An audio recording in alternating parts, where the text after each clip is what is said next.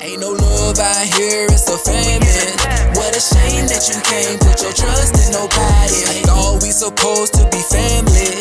Glad that you into one and you start increasing the knowledge. With a love that it seems like it vanished. I just pray that my people will hear this and start with the hate that they show. I can't stand it. I don't care if you don't like me, I'ma love you regardless. It's real. Shabbat Shalom, family. It's your brother Solemn Prophet here with my brother, your brother, Professor S. Every week, you already know. Shalom. We do apologize. Shabbat Talk didn't happen last week. However, we are back, and we're going to cover today what we were going to cover last week. Today shouldn't be too long of a show, so sit back, relax, enjoy, take in the information, give us any feedback, like, share, subscribe to the YouTube channel. Let's go ahead and get right on into it. I'm not taking the lead this week. Am I too loud? Because I feel like I talk too loud when I got the headphones on like this. But anyways, no, you're not talking too loud. Okay, cool. But anyway, so I'm gonna give the reins over to Professor S, and he's gonna break down what we're talking about and give a lot of information. I'm gonna be providing some input and stuff here and there, but it's his show, brother. You are up. You know what I'm saying? Do your thing. All right. So, Shabbat Shalom. Welcome, everyone. And today, what we will be discussing is what does a nation actually mean? We'll go through a few scriptures about that. And, because if we don't define the terms the way they were meant to be understood, then we're going to not have the proper definition, right? We've got to define words the way they were intended to be defined and understood. So, just like with the study we did a few weeks back with Romans 11, how anyone that's in Messiah, they're grafted into the olive tree and they become part of Israel. They become part of the Commonwealth of Israel, right? Mm-hmm. And Commonwealth is we'll actually get into that term as well. But so we'll start off first time that the word nation appears in Scripture. So let me share my screen real fast. So, right here, you can see this, right, bro? Yes, sir. All right, excellent. So, the first time that the word nation appears in Scripture is in Genesis 12:2. The Most High said to Abraham, he says, "And I will make of thee a great nation." That's H 1471, right? "And I will bless thee and make thy name great, and thou shalt be a blessing." So we'll go to, it's already down here. I already clicked on it. So the word nation in Hebrew is goy, right? We go through the Brown Driver Briggs definition real fast. Nation, people, usually of non-Hebrew people, of descendants of Abraham, of Israel, of a swarm of locusts or other animals, figuratively. So figuratively, the word goy can mean animals or bugs and stuff, like a swarm, a lot of them. And then goyim, nations, which that goyim is just the plural of goy. So it means nations plural, such as all of these other nations, right? Okay. And it's from the same root as 1465. Let's see, we'll look up that. 1465. The back, behind, that. So, what is it talking about here that the Most High is going to make of Abraham a great nation? We'll go back here and look at all the times that nation appears. And we'll pull a few of these.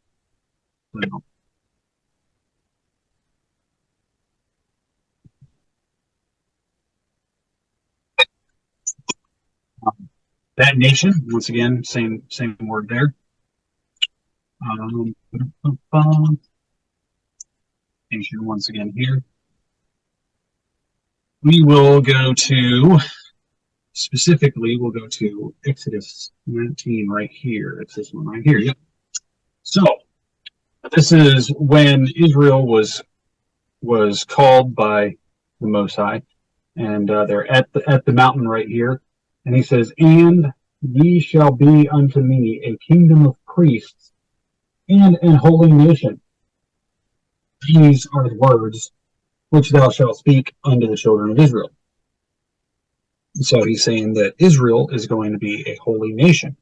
What's important to note here is this is before the transgression of the golden calf, before all of these people got killed off for breaking the covenant, like right after it was given, right?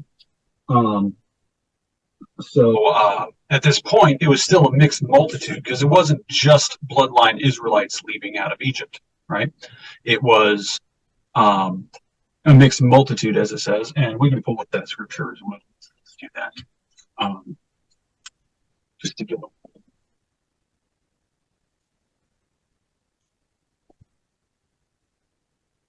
I swear this is such a great study tool. What's that?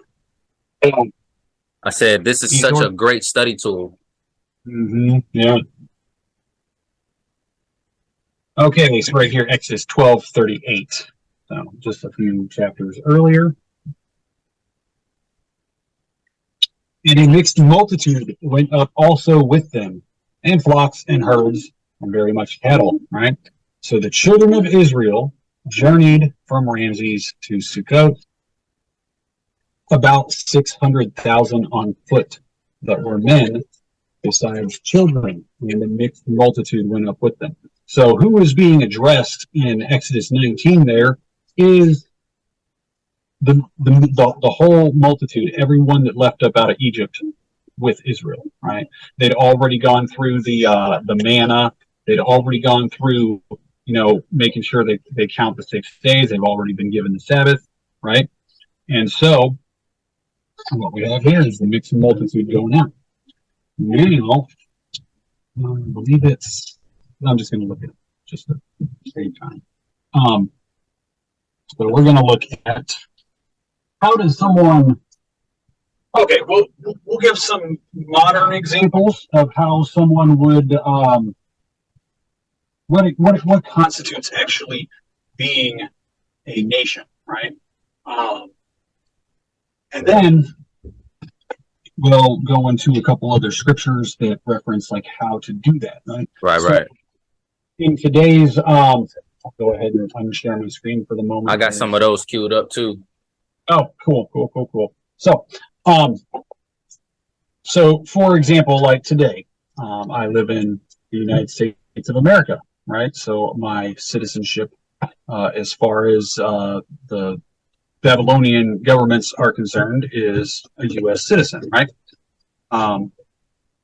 So if I decided I wanted to move to France, right, I would find out what the rules are, probably go visit a couple times, decide that I like the customs, and I would learn the customs, learn the language, learn the laws, because you have to know the laws of whatever nation you're living in, right? Learn all of that. Then I would go through the application process of saying, hey, I want to immigrate there, what papers I have to fill out, all that kind of stuff. Fill out all that, and then get my French citizenship and move to France, right? Now, a nation is usually, especially modernly, is like a set of geographical borders, right? But in ancient times, it wasn't simply a set of geographic borders. It was their culture, their traditions, their language, Most of the time, most of the people in the nation would have come from the same lineage, but not exclusively, not always the case, right? Correct. So, it's primarily, it would be primarily from lineage, but not exclusively, right? Then it would also be the next primary thing that would determine a language back then, or not a language, but a nation back then, would have been the set of geographic borders. Then it would be the laws. Back then, because whereas today a lot of people are atheists and they don't believe in anything, back then virtually every nation had its own sets of gods that they worshipped. They had their own deities or deities, right, Mm-hmm. that they worshipped. So one of the primary determining factors of what nation or nationality somebody was what god do they worship, where are they at, and what laws do they keep, and what customs, and what language do they speak, right? So right here you've got nationality, the status of being or belonging to a particular nation, right? So that's what nationality is belonging to a nation. In general, it did used to be have a lot to do with the bloodline, because nations were generally named after the founder of the nation, right? So, for example, Israel was named after Israel because that's who was the progenitor, the primary progenitor of the nation. Similarly, Moab was named Moab because Moab was the father of the Moabites, right? Now, there was immigration policies and procedures even back in ancient times, though. Just Correct. like there is today, if I wanted to move to Canada, or if I wanted to move to Germany or Sudan or Yemen or China, right? There are procedures that have to be done. Now, right here, the second definition, you see an ethnic group forming a part of one or more political nations. So there's you got your ethnic group, right? Now, what would happen is eventually people in a nation, because they live in close proximity to each other, they're having commerce with each other within the nation,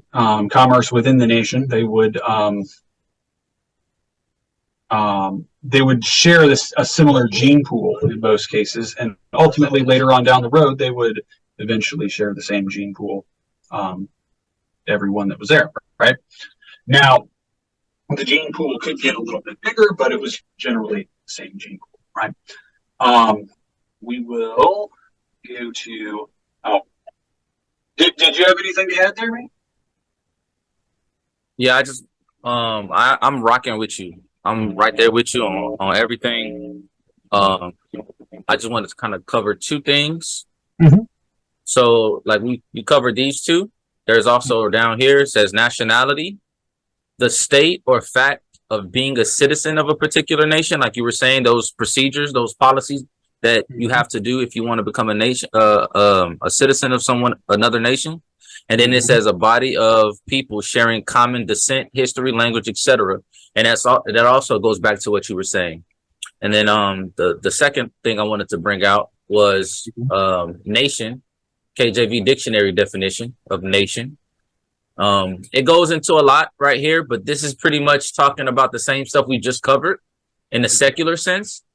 Down here, I just wanted to cover the highlighted portion. It says nation, as its etymology imports, originally denoted a family or race of men descended from a common progenitor, like you said, like a tribe of Israel, right? Mm-hmm. But by immigration, conquest, and intermixture of men of different families, this distinction is in most countries lost.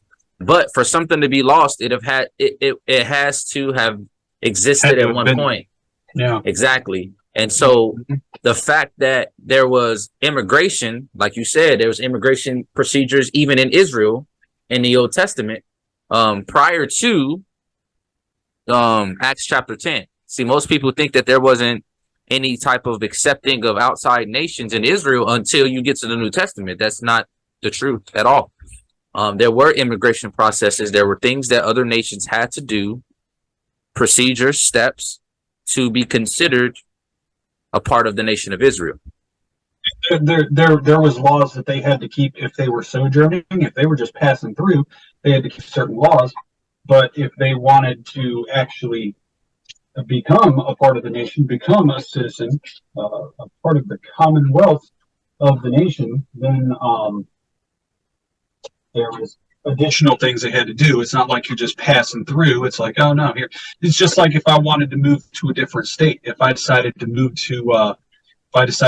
to North Carolina, for example, I would have to go in and change over my driver's license, get my new address put on there, all that kind of stuff, and then I would become a citizen of North Carolina rather than Tennessee. So, Exactly. So we'll touch on all of those things in this segment. There's that word. Oh, there's the word. There's that word. Let's see here. I think it's 12. Yep. Okay. Yep. Wait. Okay, here we go. So maybe it is okay, right here. So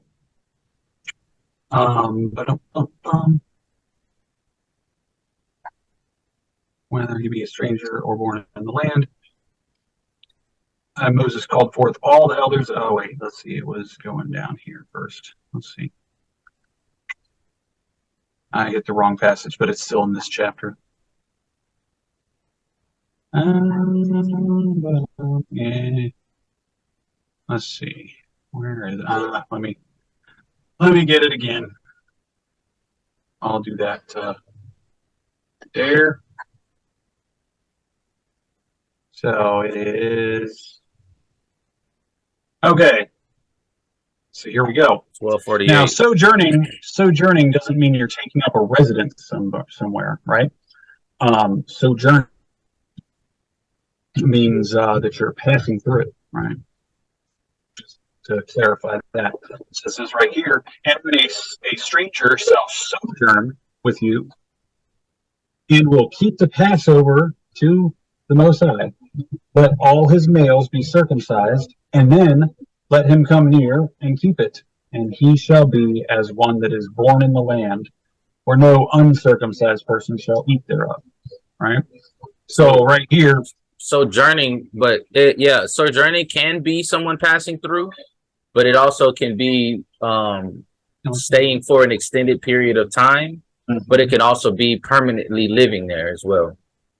Yeah, well, look at this right here. So the Brown Driver Briggs definition, it is I guess is how you would pronounce that. Yeah. Good. So to sojourn, abide, dwell with, remain, inhabit, be a stranger, be continuing, surely. To sojourn, dwell for a time, to abide, stay, temporarily dwell, to seek hospitality with, to assemble oneself. Look at that. And see, there once again, you see over and over in Scripture, in the Torah, it's called the congregation or the assembly of Israel, right? Mm-hmm. Now we'll go into it in Acts, where actually, let's go and do that right now. So we will look that up.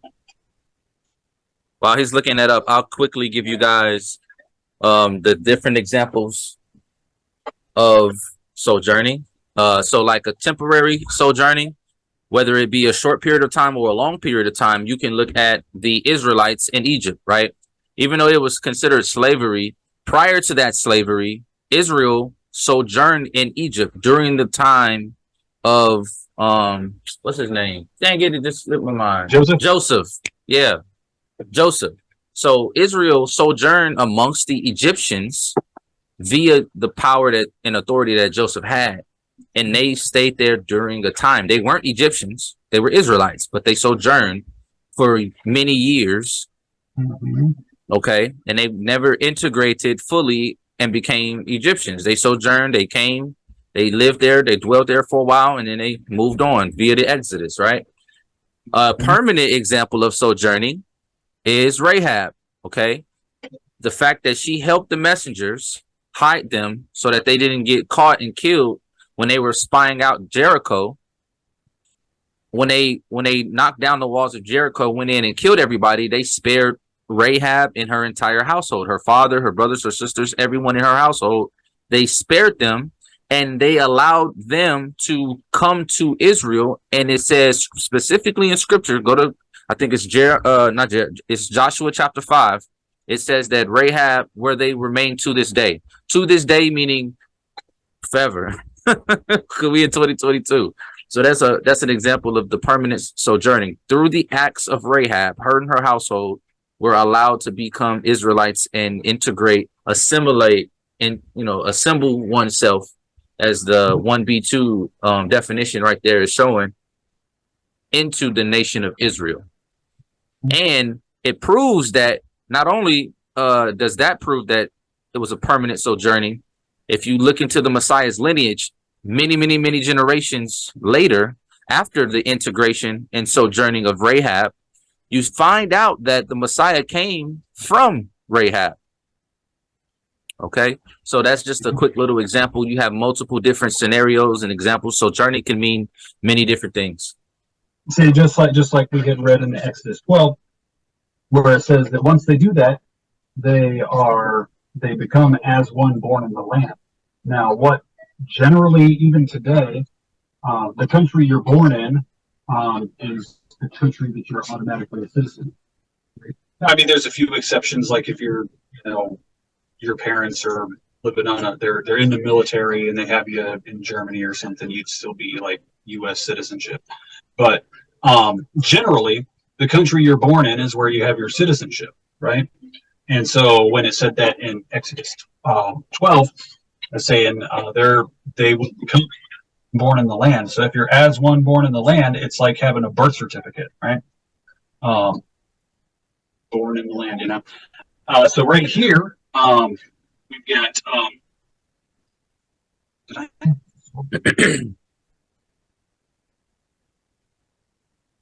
so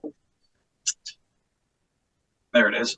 All right, so in Acts 7:38, it says, "This is he that was in the church in the wilderness with the angel which spoke to him in Mount Sinai, and with our fathers who received the lively oracles to give unto us." Right?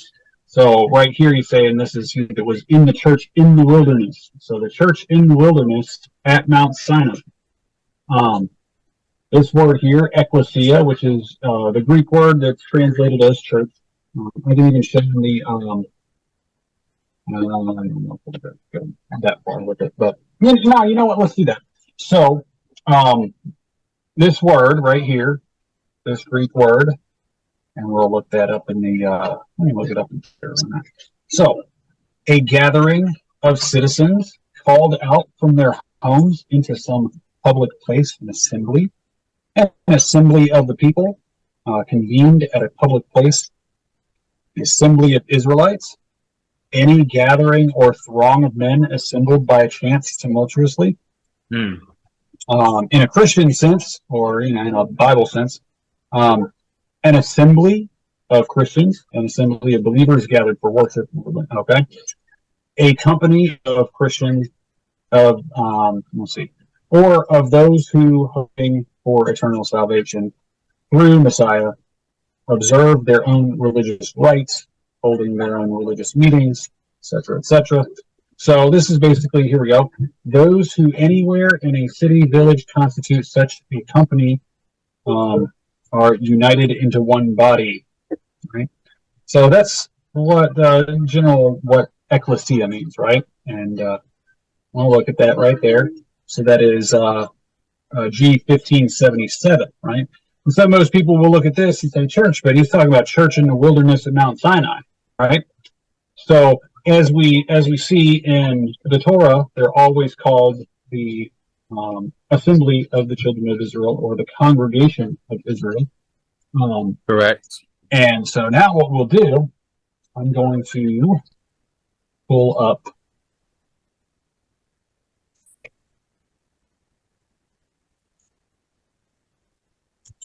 congregation. Now,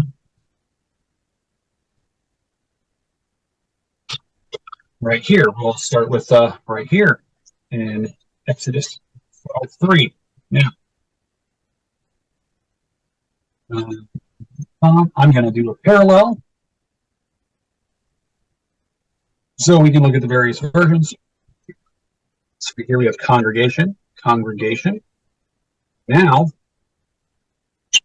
I'm going to add the Greek. So, I'm telling you, this is such a great study tool. So right here.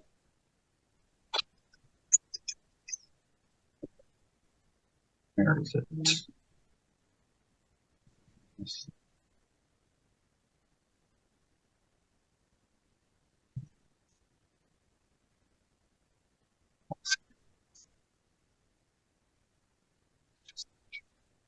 Okay, let's look this up again here. Actually, you know what? We can look it up in the. There we go. I know what we'll do. Copy this. This is a great study tool. It's just great. So we'll go pull up the Greek Old Testament, right? So this is the Septuagint, and we will search. Here we go. Great. So there it is right there. Ecclesia. So we'll pull up Deuteronomy 4:10. So here we go. I stood before him when the Most High said unto me, gather me the people together. That's probably what it was translated from, gather right here. So gather me the people together. In the Ecclesia, right here. Once again. So here it is, the gathering of the people. So when yeah, because if you look at the Hebrew Old Testament, in the middle. Yep. You got Hebrew right here in the middle. Yeah, it says assemble the people to me, and I make them hear my words. Assemble, gathering, assembly. The definition in the Greek was an assembly of different people. Yep. Right. Many different people. So yes. Yep. Ecclesia. So there we go. If we look at it in the Strong's rather than look at the Strong's definition instead of the Thayer definition, we get derivative of G2564 and 1537 as calling out. That is completely a popular meeting, especially a religious congregation. It would be a synagogue, and in fact, synagogue and church are translated interchangeably sometimes in the so-called New Testament from the word ecclesia. Community of members on earth or saints in heaven, or both, assembly, church. So we've got that there. So that just gives you a little more understanding of what he was talking about there. And then, so whenever you see church, and you know that Stephen said the church was in the wilderness with Moses at Mount Sinai. So the church at Mount Sinai, which was a mixed multitude, was right there. Now, different nations basically are defined by geographic borders and lineage and customs and laws, right? We will see. We'll look this up here. There we go. So Deuteronomy 4:8 right here. We see, and what nation is there so great that hath statutes and judgments so righteous as all this law which I set before you this day? And so the Most High here is basically saying, look, no other nation has such laws like this. So he's connecting nation to laws, right? Mm-hmm. What? Yeah. So what constitutes a nation has a lot to do with the laws and customs of the nation, right? Now, we will go. Yeah, we might as well look at this here too. Isaiah 51. Hearken unto me, my people, and give ear unto me, O my nation. So he's saying his nation. For a law shall proceed from me, and I will make my judgment to rest for a light of the people. So, just once again, nations and laws connected. Go into that further, but yeah, we'll pass on that for the sake of time. Now, we're going to look into this term Commonwealth right here. And this word only appears the one time translated in English. Could look at if it was translated any other time. Oh yeah, it's also in Acts right here, Acts 22:28. So we'll look at that. It's translated as freedom, right here. Let's look at what the Thayer gives a definition for. Commonwealth, the administration of civil affairs, a state of commonwealth, citizenship, and the right of a citizen, right? So wait. We're talking about citizenship and rights of a citizen in a biblical term? That's what we're talking about? Right here in Ephesians 2:12, and this is talking to the Ephesians, right? So no, we're not talking about modern day citizenship and stuff. Yeah. We're talking about back in biblical times. Mm-hmm. Yep. From words that's translated from ancient languages, not modern day English. Yep. Oh, okay. I just wanted to. Yeah. Good stuff. So right here in Acts 22:28, and the chief captains answered him, with a great sum obtained I this freedom. And Paul said, but I was freeborn. So here you have, essentially at the time, Roman citizens were considered free, and anyone that was not a Roman citizen was subjugated to Rome, so they weren't actually considered free. So most of the Israelites at this time were not considered free men. They were subjects of Rome, right? And right here, the captain here is saying, I obtained my freedom with this, my commonwealth, my citizenship, right? Right. With a great sum. And Paul said, no, but I was born free, right? Because his father had done that, right? Now we'll go to Ephesians 2:12. That at that time, you were without Messiah, being aliens from the Commonwealth of Israel, and strangers from the covenants of promise, having no hope, and without God in the world. Right? So, right here, they were strangers before Messiah. The people, the Ephesians, were strangers from the Commonwealth of Israel, strangers from the citizenship and the rights of a citizen of being Israel, right? Mm-hmm. But now,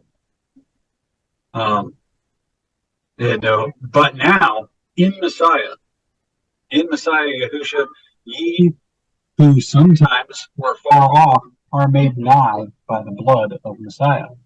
For he is our peace, who hath made both one, and hath broken down the middle wall of partition between us, having abolished in his flesh the enmity, even the law of commandments contained in ordinances, for to make in himself of twain one new man, making peace.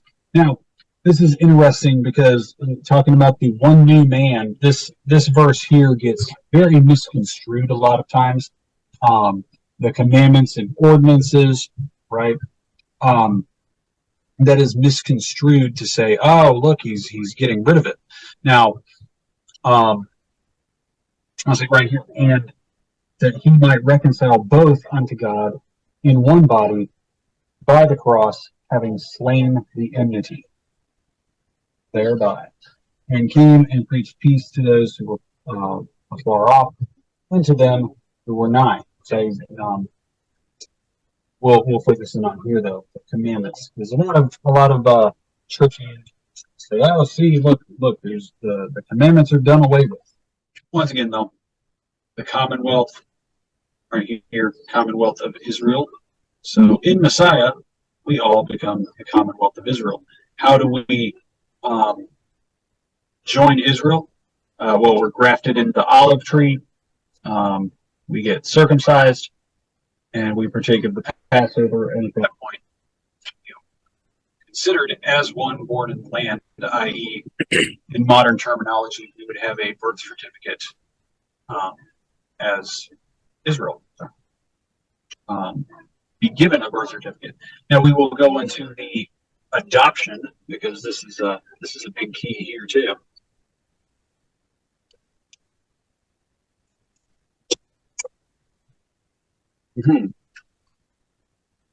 So here we go right here.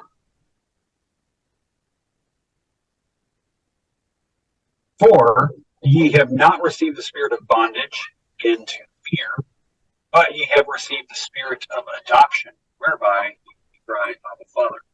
So we receive the spirit of adoption into the family of God, right? Which is Israel. Israel is the family of God on earth, right? Now, and not only they, but ourselves also, which have the first fruits of the Spirit, even we ourselves groan within ourselves, waiting for the adoption, to wit, the redemption of our body. Let's go to Galatians 4. To redeem them that were under the law, that we might receive the adoption of sons. Now, right here, under the law, what that term actually means is, let's say someone breaks the law. Let's say I broke the law, right? And the police come and they put me under arrest, right? So now I'm subject to arrest. I'm under arrest because I'm under the law because I broke it. So the term under the law means having broken the law, right? Now, having broken the law nullifies the covenant because the law is the covenant. And when a covenant is broken, it's no longer, when a covenant gets broken, it no longer stands. The thing that the covenant depends on is that it not be broken, right? So if one of the parties in the covenant break it, then restitution needs to be made by the offending party, right? But that we might receive the adoption of sons, right? So we become sons. And because ye are sons, God hath sent forth the Spirit of his Son into your hearts, crying, Abba, Father. Once again, you see crying, Abba, Father, just as in the Romans verse as well.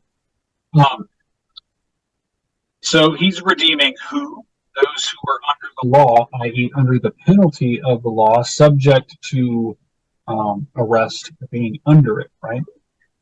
Those are redeemed and brought back into the covenant, that they might receive the adoptions of sons.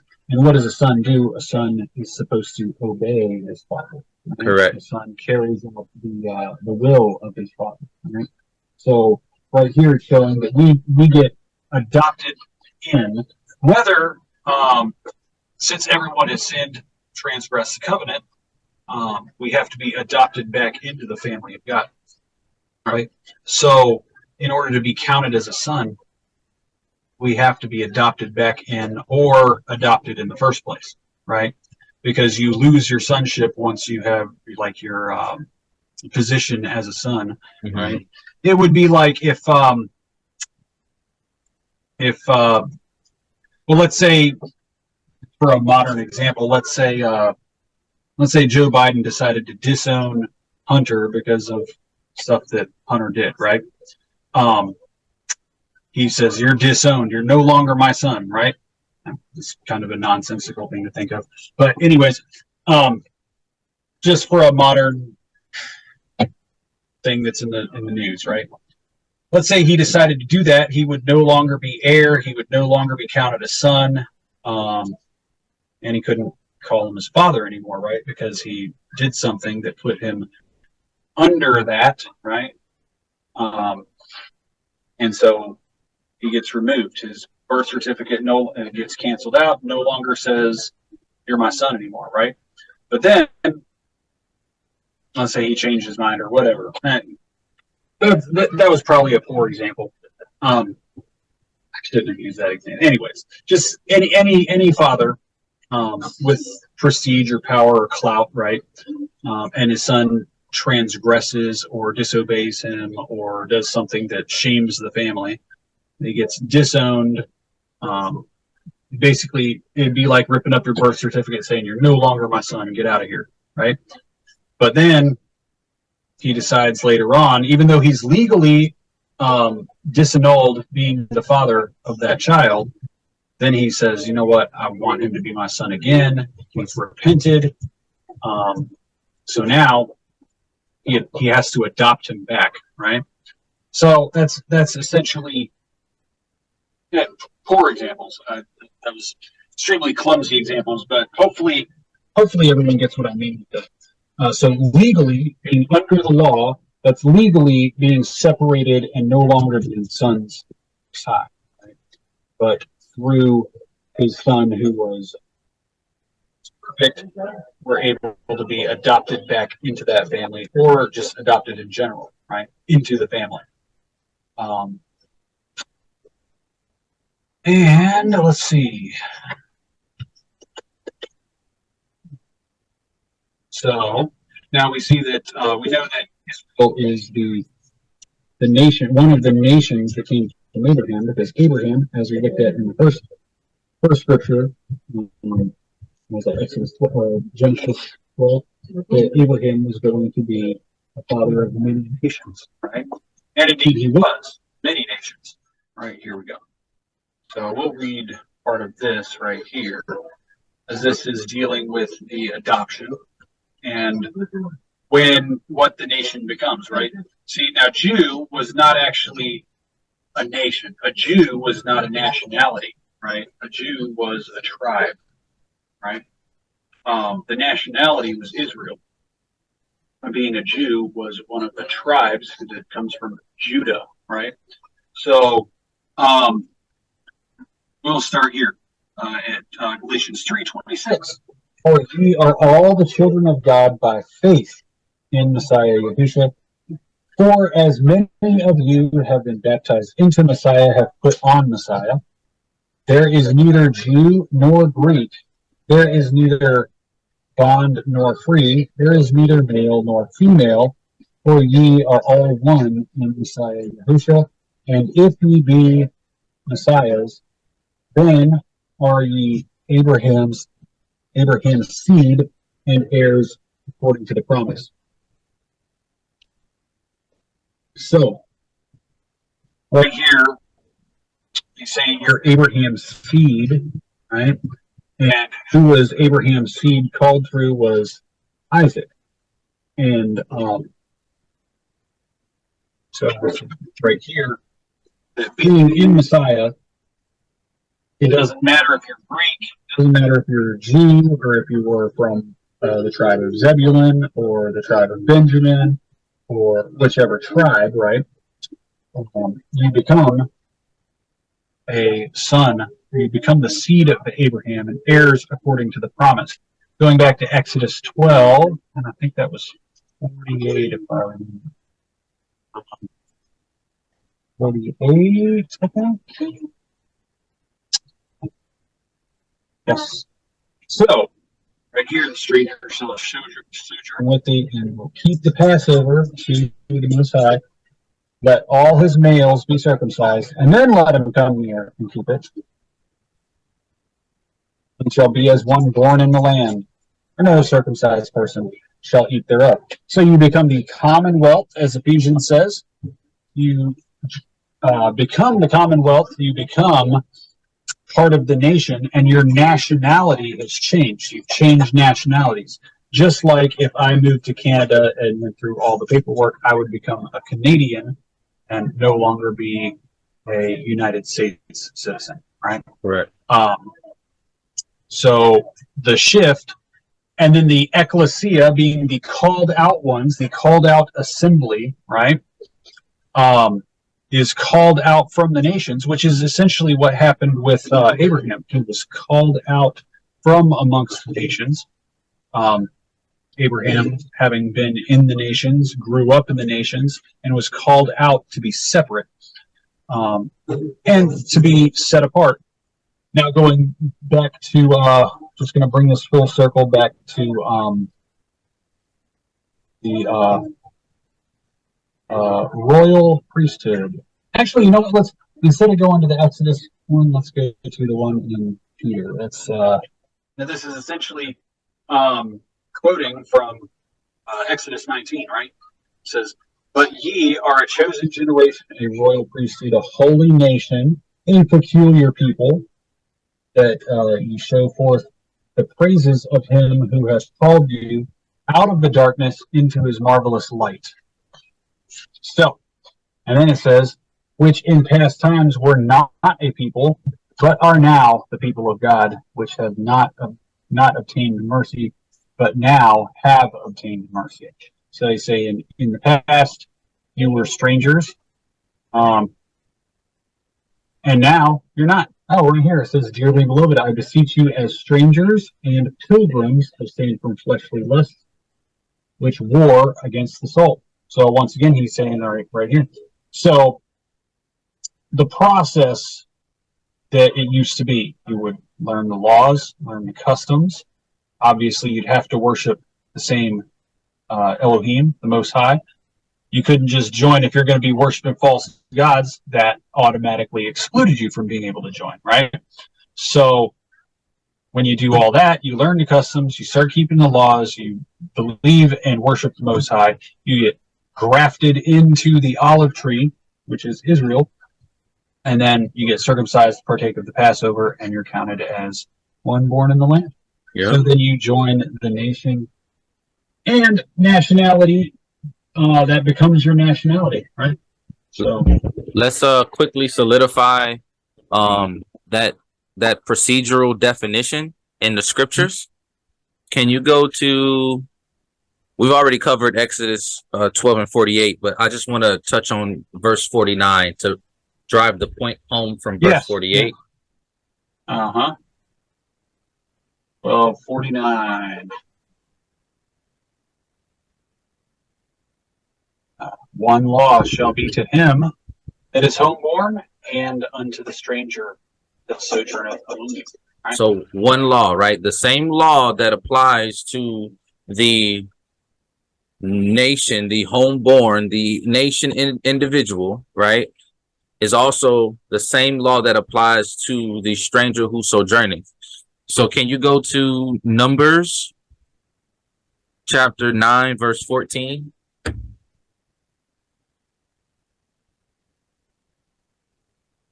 And these are literally elaborating upon each other. And this is Torah. "And if a stranger shall sojourn among you, and will keep the Passover unto the Most High, according to the ordinance of the Passover, and according to the manner thereof, so shall he do. Ye shall have one ordinance, both for the stranger and for him that was born in the land." So this is actually, elaborating further, and it's talking about ordinance. So we already have confirmation of laws. We now have ordinance. Okay. laws, statutes, commandments, ordinances, all of those things fall underneath the Torah. And this is elaborating off of Exodus 12, 48 and 49. And then let's go to Leviticus 19, verses 33 and 34. 33. Yeah, 33 and 34. All right. Okay. And if a stranger sojourn with thee in your land, ye shall not vex him. But the stranger that dwelleth with you shall be unto you as one born among you, and thou shalt love him as thyself. For ye were strangers in the land of Egypt. I am the Most High, your Elohim. So not only are you not supposed, not only is one law to both, right? But also, more specifically, you're not supposed to treat them bad. You're not supposed to hurt them, harm them, hate them, shouldn't vex them in any way. But you should also love them as yourself, and for you were strangers in the land. And so this solidifies that process before Acts chapter 10, that our understanding of nationality is twisted and contorted with the modern day, because they're very similar. Mm-hmm. But when you understand certain biblical principles and translations of words and how the culture is set up, you see the differences in how, things can get misconstrued. And then, so you see the example in the Old Testament. What's the process for someone who is not a native born Israelite, or a part of the nation, or a part of the congregation, or a part of the Commonwealth, the ecclesia, right, of Israel? How do they become that? How do they integrate? How do they assimilate or assemble, as the definition we went over earlier states, right? These are the procedures. They have to sojourn. They have to dwell amongst the Israelites. They must get circumcised. They must keep the law, statutes, and commandments. And then they must keep the Passover, right? These and then are obviously, in order to even be able to communicate, they would have to at least somewhat know the language, right? Which, whenever you go to Absolutely. somewhere, whenever you go somewhere and everyone speaks one language, you pick it up fairly easily, Yep. So, yep. Oftentimes, you befriend someone who's willing to teach you, or maybe you meet someone of the opposite sex, and you guys actually form a relationship. And through that relationship, they're willing to teach you. There's various ways, right? Or you could just pay to go to learn a language, or whatever the case may be. But here is the result. Here's the result of that procedure, that procedure for someone to become a part of the nation, the Commonwealth, the congregation. Let's go to Ezekiel 47. And we'll read verses 21 through 23. And so, just like he said earlier, when if you travel to Canada, or you travel to France, and you see the country, you like it, you like the customs, you like the laws, everything. You want to live there. You want to become a citizen, so to speak, right? There's procedures that you have to do. You have to apply. You have to pay your fee. You have to get permission from your home nation, especially if you're trying to do like a dual citizenship kind of thing as well. There's XYZ that you have to do. But once you complete XYZ and your citizen application is approved, now you benefit from being a citizen. Because like, if you just travel to France, it don't matter how much money you have, you can't just buy land out in France as someone who's a citizen of that country, right? You can't just buy land. There's certain things you can't do. You're a tourist. You're a visitor. Yeah. Okay. Yeah. But once you do XYZ, now you become a citizen, and now those perks, those benefits are now afforded to you, right? So the same thing like that, when you think about the ancient Israelites, the biblical, the Bible, the Old Testament times, right? This is what happens after you conduct XYZ, right? Verse verse 21. It says, "So shall ye divide this land unto you according to the tribes of Israel." According to the tribes of Israel, the Commonwealth of Israel, the nation of Israel, all of those things are interchangeable. They're synonymous in this instant, right? Second verse, "And it shall come to pass that ye shall divide it by lot for an inheritance unto you and to the strangers that sojourn among you, which shall beget children among you, and they shall be unto you as born in the country among the children of Israel. They shall have inheritance with you among the tribes of Israel." So when he's talking about the division of land and inheritance, but it's not specifically just for the tribes of Israel. It's also talking about the strangers who sojourn, those individuals who came into and they check the boxes XYZ. Now they have been given, they've been permitted certain rights to marry, to intermarry within Israel, right? We already confirmed that they're loved as Israel. Now they're given to be able to intermarry as Israel, and they are given an inheritance, right? And to drive the inheritance piece home, because inheritance is very, very big in Hebraic culture. And so verse 23, "And it shall come to pass that in what tribe the stranger sojourneth, there shall ye give him his inheritance, saith the Most High Elohim." So all of this comes full circle. You see the process. You see examples of people who were not a part of Israel. Then you see examples of those who sojourned in Israel and the difference between the two. Because you couldn't partake in the Passover unless you did XYZ, right? But after you did those things and partook in the Passover, now you see the other side, the flip side, that full citizenship and what entails those benefits, becoming a full citizen of the tribe of Israel, the nation of Israel, the Commonwealth of Israel, the ecclesia of Israel. It comes full circle. So we see it not only in modern day do we have these laws, statutes, right? It was the same back in the day. However, the difference is understanding the context in which the scriptures were written, the time frame, and then the different procedures and how, because what we do now, we're mimicking this.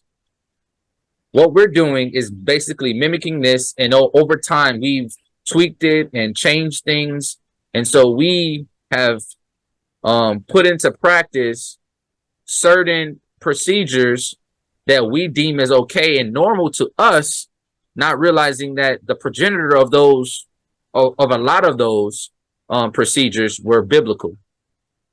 And we've gotten accustomed to the modern day procedures, and we've forgotten the ancient biblical procedures. And then when we go back to the biblical procedures, those seem strange to us, and they seem like it's not correct because they're not necessarily in full alignment with our modern day understanding. But if we just look at the original and then realize that we are the copy, we're the diluted version, then it all makes sense. Or maybe we reject the old, we reject the original because the new modern way has been so ingrained within us that we can't bring ourselves to even come to acceptance of what was already there first. It's like, I'll give you an example, prime example.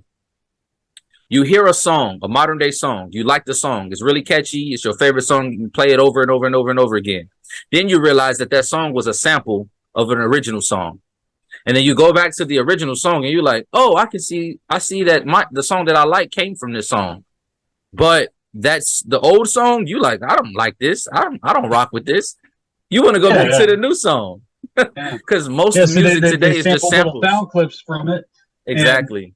And it sounds good on the new one, but you're so used to the new one, you don't really, you go back and hear the original and you're like, nah. Absolutely. And so there's nothing new under the sun. You know what I mean? There's nothing new under the sun. So, whenever the issue of you shouldn't marry people of other nations and stuff, that's absolutely true. because especially when dealing with Israel, because primarily one of the main things that constituted a nation back then was what God they worshiped or Correct. gods, right? So their, for lack of a better term, religious or spiritual national spirituality, right, or national religion was the primary thing that differentiated each nation from the other, right? And so, yeah, you can't marry another nation, but when someone sojourns, they get all their males get circumcised, then they're no longer of a different nation because they're Right. worshiping the same God, right? They're worshiping the Most High, so they're not going to try to turn you astray, because they're no longer a part of that. They've shed that old. Let's look at one more passage. It's Jeremiah 16:19. It says, "Oh, Most High, my strength and my fortress and my refuge in the day of affliction."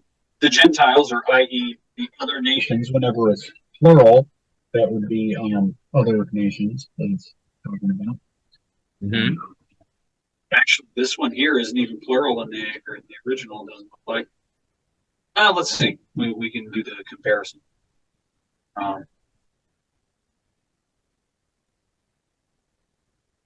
So let's see. Yeah, it says nations. The nations Goyim. shall come to you. Yeah. Goyim, right here. It's Goyim. It is plural. So it's talking about other nations, right? Shall come unto thee from the ends of the earth, and shall say, surely our fathers have inherited lies, vanity, and things wherein there is no profit. Shall a man make gods unto himself, and they are no gods? Therefore, behold, I will this once cause them to know, I will cause them to know mine hand and my might, and they shall know that my name is Yahweh, the Most High. Right? So right here, he's saying, the Most High is saying that the other nations are going to come, and they're going to say, oh man, it's all vanity, everything. So they're going to cast away all of their false gods, and they'll say, oh man, I want to worship the true God, right? Yep. And there's something great right there, because first time I read that, it really spoke a lot to me, man. It was like, man, I've got to unlearn all these lies. You know what I'm saying? Mm-hmm. And once I did, I shed that. Right? I said, nah, I'm done with all this garbage. And Absolutely. And that's the thing, man. And so you're no longer of the previous nation. You denounce that citizenship, and then you are grafted into the olive tree to become part of the Commonwealth, the citizenry, right? And have the adoption as sons, because Israel is the Most High's children on earth. So, yeah. If you want to know more about, the adoption process, the grafting in process, Brother Joe went in great detail in the Romans 11 study. I will definitely put that at the end of this video. You will see the box. Just click on it and go right into it. But something to just keep in mind, I understand often in this truth community, we put a lot of emphasis on staying away from certain nations of people, right? Don't talk to them, don't deal with them, don't marry them, don't have children with them, right? But from the beginning, okay, from the beginning of scripture, from the beginning of time, the Most High has been focused on one set of people. And there was extenuating circumstances taken and drastic measures taken multiple times throughout history to preserve that people. Okay. Now, those were done for two reasons. The preservation was done for two sets of reasons. The first reason is like what we mentioned, to preserve the same people to continue worshiping only him. That's reason number one. Reason number two, which is a very, very complex and intricate subject, which we won't go deep into, is genetics. Okay. You might not have heard anything about genetics in regards to the Bible, or in regards to the how genetics and sin coincide and everything like that. But to preserve the people, it was both a physical, biological, and genetic preservation, and also a preservation of theological, spiritual, and set of beliefs. Okay, he wanted his people to be pure, both physically and spiritually, serving only him. And he wanted his people to know and acknowledge that. That's why certain people, certain nations of people were excluded, and certain nations of people were destroyed. Okay, so when you hear about, like Joe said, when you hear about, Israel going into a land and killing people, it was for a purpose. It was for a plan and a purpose. Mm-hmm. But and that was and really, when you talk about the destruction, there was only a specific groups of people, and that was a reason. And the genetics play a part in that, and that was one of the reasons why they were destroyed. But then outside of that, other nations who worship other gods, have other laws, other customs, other statutes, right? Mm-hmm. Those nations they were excluded from associating with Israel unless they took up the mantle and integrated within Israel through the proper procedures that we explained. So when you see someone, in the truth, right, and they're interracial marriage, interracial couple, it's not that should pose a red flag to you right away. It should be, oh, okay, well, my first question I ask when I see an interracial couple is, do both of them believe in the Most High? Are both of them Torah observant? Because the answer to those questions sets the tone for everything else, and a lot of that other stuff don't matter once you get that grounding in that foundation. Because if both of them love the Most High, they serve him, and they're Torah observant, they are both members of the Commonwealth of Israel automatically.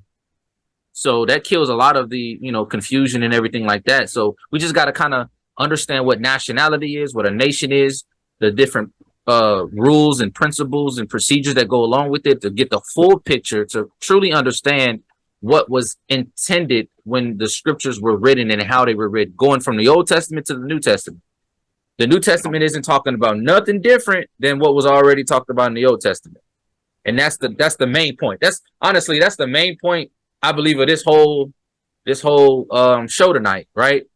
Is to show that what was in the old is in the new, because they're not different. They're the same. And as long as we detach our modern day understanding, we can grasp that, apply it, and have that understanding, and then now give that understanding to others. Mm-hmm. It's like Chuck Mister said, when you get a new Bible, you should rip out the one useless page in the Bible, and it's the page in between the Old Testament and the New Testament. Just rip it out. That's great. That's great. Man, Chuck's so awesome, man. Yeah. Hey, you know what? I gotta get Chuck in my mastermind. Yeah. I gotta get Chuck in my mastermind. Yeah, absolutely. I definitely want Chuck Missler in my mastermind, amongst other people, but definitely him. He's tremendous. Oh man, yeah, absolutely, he was, man. Chuck Missler is great, man. I still love going through. I'm still going through that commentary on Leviticus. Man, super profound stuff. Like he's pointing out things that I'm like, what? How did you even find that or figure that out or anything? Oh, praises. Good stuff, man. Good stuff. Well, family, we hope that this was edifying. Brother, did you have anything else you wanted to bring out or present or anything? That's pretty much it. Yeah. All praises. All praises. Well, we told you it wasn't going to be too long of a show, and it wasn't that long. So with that being said, family, definitely don't take our word for it. Go do your research. Look at the scriptures we presented. Look at the definitions. Look at the Strong's Concordance breakdowns. Study, pray, fast if you need to on everything that we presented today, and then come to your own conclusions. But if you like the content, if you like the channel, definitely subscribe, like, and share this. You know, get the algorithm going so we can continue to get this information out to other people. And with that being said, family, I don't have nothing else for you. Shabbat shalom. Thank you for tuning in to us. Shabbat shalom, brother. Shabbat shalom. Love you, bro.